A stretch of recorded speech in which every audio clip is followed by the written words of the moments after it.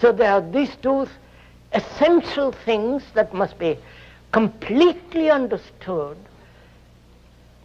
if we are to go into the question of what is meditation. Order with the understanding of what is disorder, and control with all its implications of its duality, contradictory. And, as we have explained the other day, the observer is the observed. The one who is angry and tries to get rid of anger is anger himself. And when he divides himself from anger or from jealousy or from despair or from the desire to fulfill, there must be a contradiction and therefore conflict and therefore distortion, right?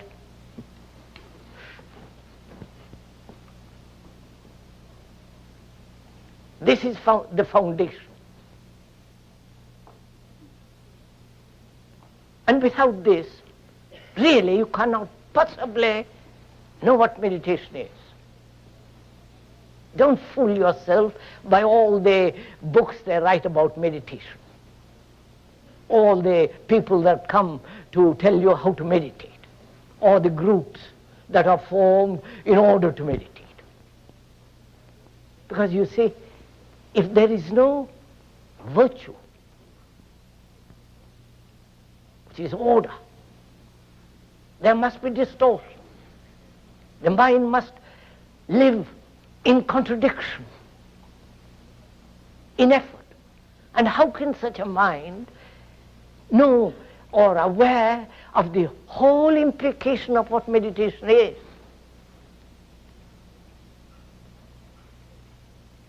And as we said, one must also, not intellectually, with one's whole being, come upon this strange thing called love. And therefore no fear. Without love, you know what we mean by love. Love that is not touched by pleasure, by desire, by jealousy. Love that knows no competition, that does not divide mine love and your love. There must be that. All this is necessary. Because then the mind, including the brain, the emotions, are in complete harmony. Must be. Otherwise, meditation becomes self-hypnosis. Right? You know, sirs, don't go to sleep over this.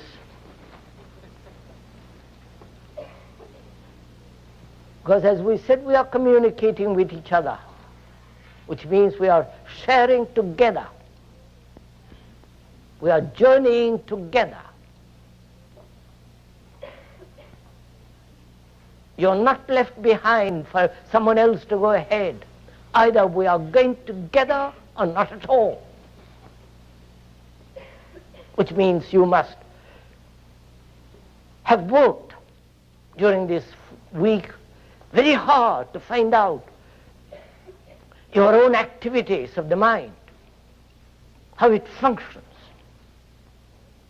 your self-centered activities, the me and the not me.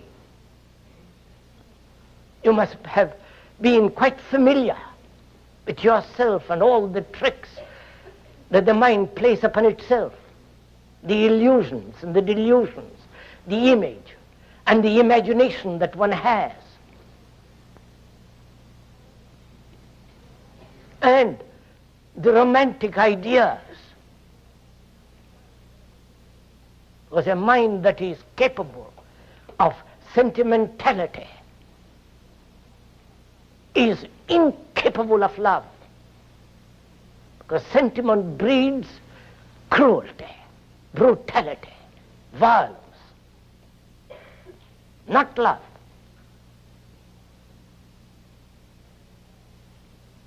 So if you have, and I hope for your own sake, not because of me, of the speaker, you have more or less deeply established this in yourself.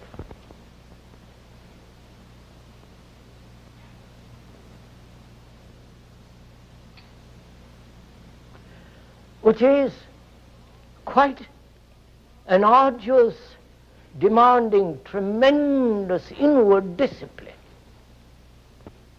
Discipline being learning. Not learning from another, but learning by observing what is going on in yourself. And that observation is not possible if there is any form of prejudice, conclusion, a formula according to which you are observing. If you are observing according to some psychologists, you really are not observing yourself. You are observing what the psychologist has said to you, and through that you are observing. Therefore, there is no self-knowing.